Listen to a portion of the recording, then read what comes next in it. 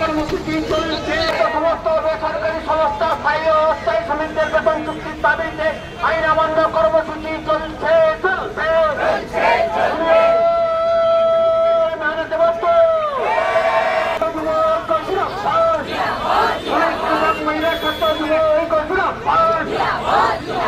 আজকের এই আইন অমান্য কর্মসূচি আইন অমান্য কর্মসূচি চলছে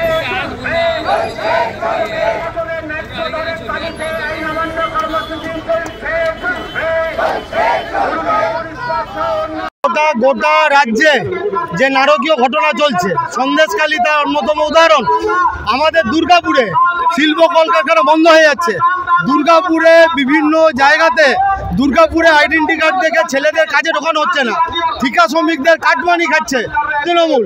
আর সমস্ত জায়গায় সন্দেশখালীতে দেখছেন মা বোনদের কিভাবে অত্যাচার করছে। আর ওখানে হচ্ছে 144 ধারা জারি করেছে, আর এখানে হচ্ছে পুলিশের হচ্ছে লাফালাফি। এখানে পুলিশের লাফালাফি। আমরা আন্দোলন করতে পারবো না? কেন আন্দোলন করতে পারবো না? খালি তৃণমূল হচ্ছে চুরি করার রাইট আছে, আমাদের আন্দোলন করার রাইট নেই বিরোধীদের? পুলিশের সাথে পুলিশ ফোর্স অ্যাপ্লাই করেছে, আমাদের কর্মীরা ছেড়ে কথা বলবে না, পরিষ্কার কথা। পুলিশ ফোর্স অ্যাপ্লাই করেছে, আমাদের কর্মীরা, পুলিশ যদি ফোর্স অ্যাপ্লাই করে, তৃণমূল যদি ফোর্স অ্যাপ্লাই করে, বিজেপি যদি ফোর্স অ্যাপ্লাই করে, আমাদের ছেলেরা মুখে আঙুল নিয়ে আর বসে থাকবে না। এটা হচ্ছে পরিষ্কার কথা।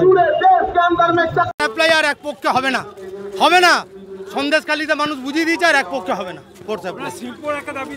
শিল্প, বেকারত্ব, ঠিকা শ্রমিকদের কাটমানি, দুর্গাপুরে নতুন শিল্প চাই, আর তার সাথে সন্দেশখালী।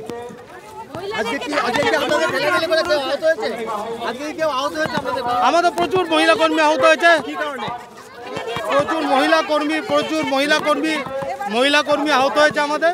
এবং হচ্ছে যখন হচ্ছে মহিলা কর্মীরা আহত হয়েছে তখন পুলিশ ছিল, মহিলা পুলিশ ছিল না তখন। হ্যাঁ, ন্যাক্কারজনক ঘটনা। ঘোষিত আইন অমান্য। জঙ্গি আন্দোলন আমরা বরাবরই করি, আপনারা টিভিতে দেখেন না, এটা আমরা বরাবরই।